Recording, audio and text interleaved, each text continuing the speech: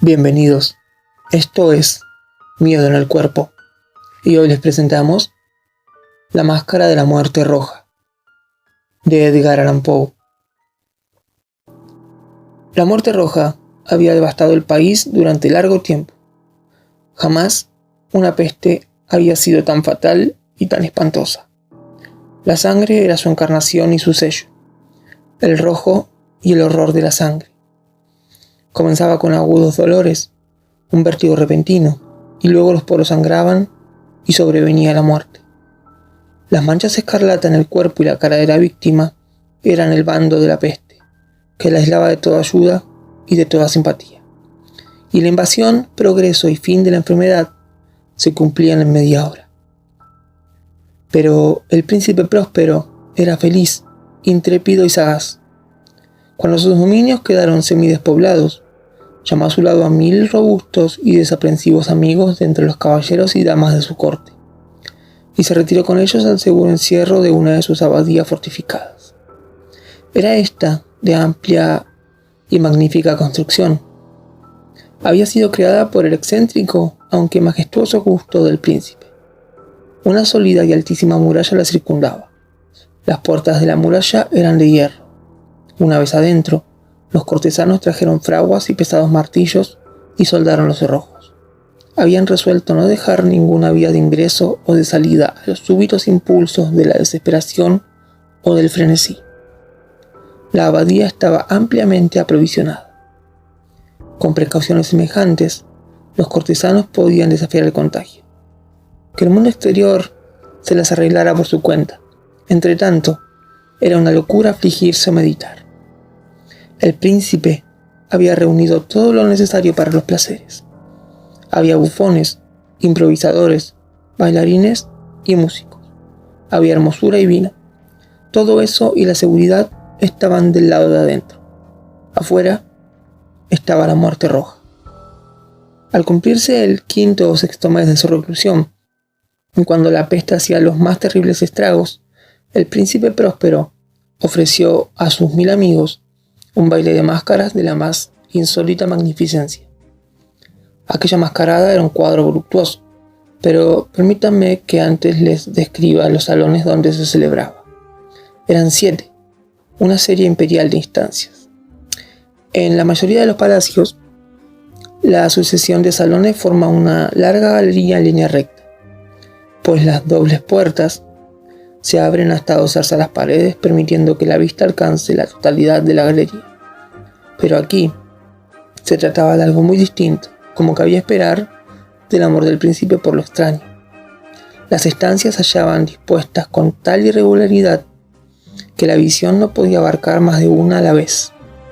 Cada 20 o 30 yardas había un brusco recodo y en cada uno nacía un nuevo efecto. A la derecha e izquierda, en la mitad de la pared, una alta y estrecha ventana gótica daba a un corredor cerrado que seguía el contorno de la serie de salones. Las ventanas tenían vitrales, cuya coloración variaba con el tono dominante de la decoración del aposento. Si, por ejemplo, la cámara de la extremidad oriental tenía tapicerías azules, vívidamente azules eran las ventanas. La segunda estancia ostentaba tapicerías y ornamentos purpúreos, y aquí los vitrales eran púrpuras. La tercera era enteramente verde, y lo mismo los cristales. La cuarta había sido decorada e iluminada con tono naranja, la quinta con blanco, la sexta con violeta. El 7º aposento aparecía completamente cubierto de colgaduras de terciopelo negro, que abarcaban el techo y las paredes, cayendo en pesados pliegues sobre una alfombra del mismo material y tonalidad. Pero en esta cámara, el color de las ventanas no correspondía a la decoración. Los cristales eran escarlata, tenían un profundo color de sangre. A pesar de la profusión de ornamentos de oro que aparecían aquí y allá, o colgaban de los techos, en aquellas 7 estancias no había lámparas ni candelabros. Las cámaras no estaban iluminadas con bujías o arañas, pero en los corredores paralelos a la galería y opuestos a cada ventana se alzaban pesados trípodes que sostenían un ígneo brasero, cuyos rayos proyectábanse a través de los cristales teñidos e iluminaban brillantemente cada estancia. producían en esa forma multitud de resplandores tan vívidos como fantásticos. Pero en la cámara del poniente, la cámara negra, el fuego que, a través de los cristales de color de sangre, se derramaba sobre las sombrías colgaduras, producía un efecto terriblemente siniestro y daba una coloración tan extraña a los rostros de quienes penetraban en ella, que pocos eran lo bastante audaces para poner allí los pies. En este aposento, junto a la pared del poniente, se apoyaba un gigantesco reloj de ébano. Su péndulo se balanceaba con un resonar sordo, pesado, monótono. Y cuando el minutero había completado su circuito y la hora iba a sonar, de las entrañas de bronce del mecanismo nacía un tanido claro y resonante, lleno de música, mas su tono y su énfasis eran tales que, a cada hora, los músicos de la orquesta se veían obligados a interrumpir momentáneamente su ejecución para escuchar el sonido, y las parejas danzantes cesaban por fuerza sus evoluciones durante un momento.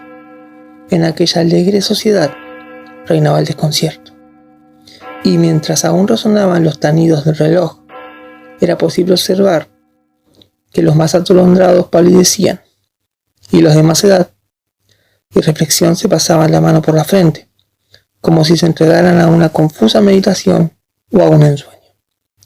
Pero apenas los ecos cesaban del todo, livianas risas nacían en la asamblea. Los músicos se miraban entre sí, como sonriendo de su insensata nerviosidad, mientras se prometían en voz baja que el siguiente tanido del reloj no provocaría en ellos una emoción semejante. Mas al cabo de 60 minutos, que abarcan 3.600 segundos del tiempo que huye, el reloj daba otra vez la hora, y otra vez nacían el desconcierto, el temor y la meditación.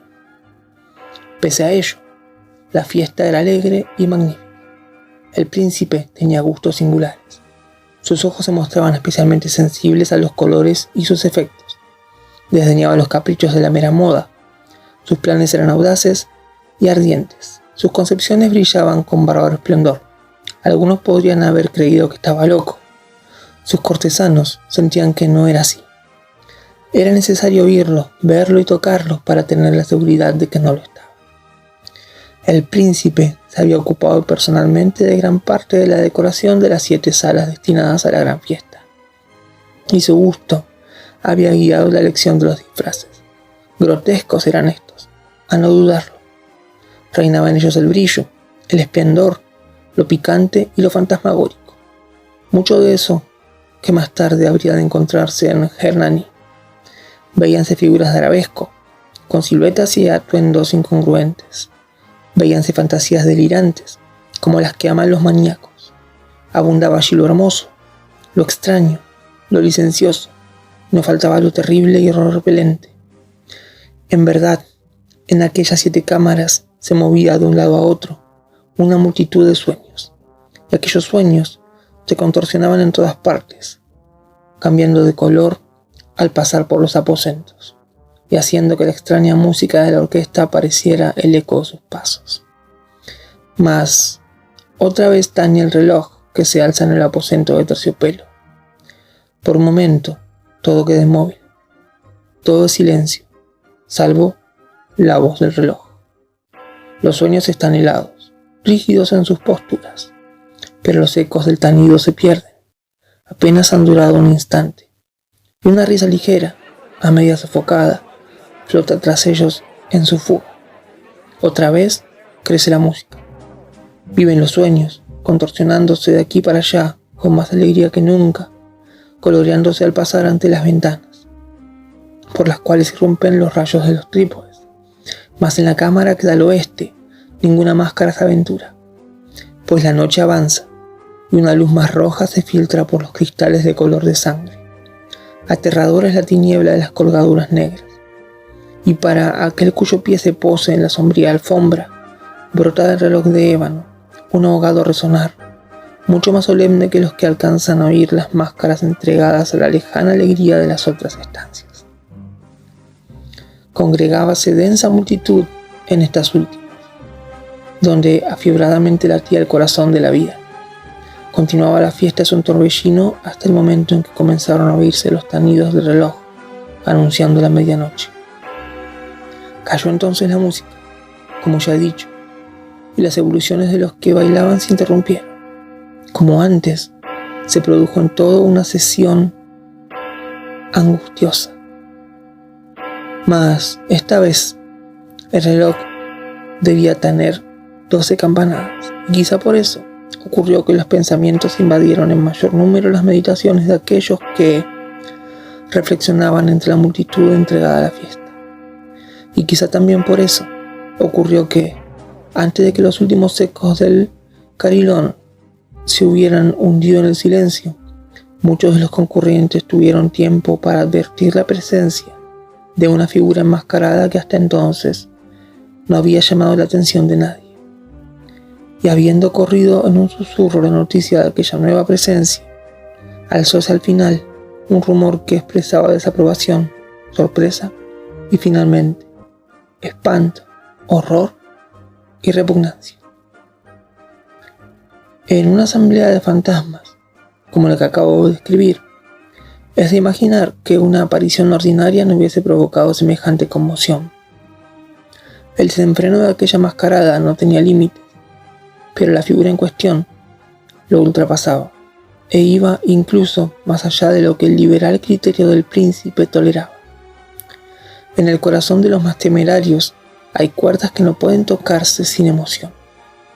Aún el más relajado de los seres, para quien la vida y la muerte son igualmente un juego, sabe que hay cosas con las cuales no se puede jugar. Los concurrentes parecían sentir en lo más hondo que el traje y la apariencia del desconocido no revelaban ni ingenio ni decoro. Su figura, alta y flaca, estaba envuelta de la cabeza a los pies en una mortaja. La máscara, que ocultaba el rostro, se parecía de tal manera al semblante de un cadáver ya rígido, que el escrutinio más detallado se había visto en dificultades para descubrir el engaño. Cierto, aquella frenética concurrencia podía tolerar, sino aprobar, semejante disfraz. Pero el enmascarado se había atrevido a asumir las apariencias de la muerte roja. Su mortaja estaba salpicada de sangre, y su amplia frente, así como el rostro, aparecían manchados por el horror escarlata. Cuando los ojos del príncipe próspero cayeron sobre la espectral imagen, que ahora, con un movimiento lento y solemne, como para dar relieve a su papel, se paseaba entre los bailarines, convulsionóse en el primer momento con un estremecimiento de terror o de disgusto, pero al punto su frente enrojeció de rabia. «¿Quién se atreve?», preguntó con voz ronca a los cortesanos que lo rodeaban. «¿Quién se atreve a insultarnos con esta burla blasfematoria? Apoderaos de él y desenmascaradlo para que sepamos a quién vamos a ahorcar al alba en las almenas». Al pronunciar estas palabras, el príncipe próspero se hallaba en el aposento del este, el aposento azul. Sus acentos resonaron alta y claramente en las 7 estancias, pues el príncipe era hombre osado y robusto, y la música acababa de cesar a una señal de su mano. Con un grupo de pálidos cortesanos a su lado, hallábase el príncipe en el aposento azul. Apenas hubo hablado, los presentes hicieron un movimiento en dirección al intruso, quien en ese instante se hallaba a su alcance y se acercaba al príncipe con paso sereno y deliberado.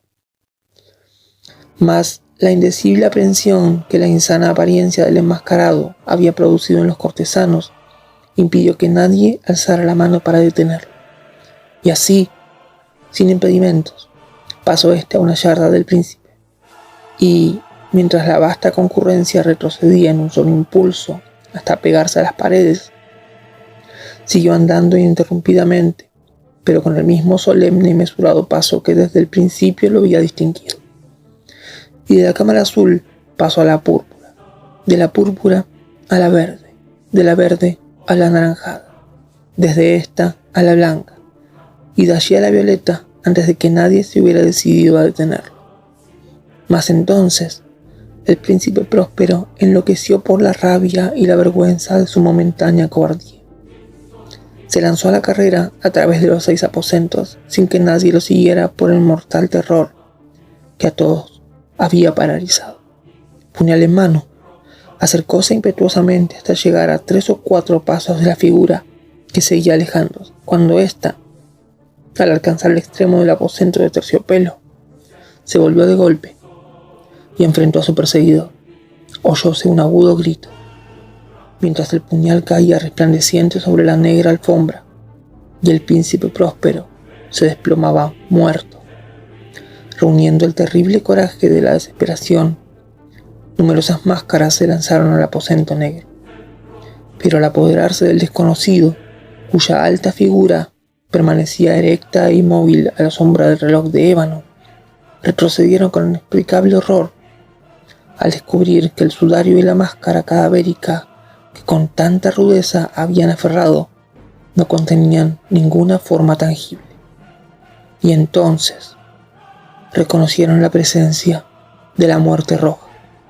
Había venido como un ladrón en la noche, y uno por uno cayeron los convidados en las salas de orgía manchadas de sangre, y cada uno murió en la desesperada actitud de su caída, y la vida del reloj de ébano se apagó con la del último de aquellos alegres seres, y las llamas de los trípodes expiraron, y las tinieblas, y la corrupción, y la muerte roja lo dominaron todo.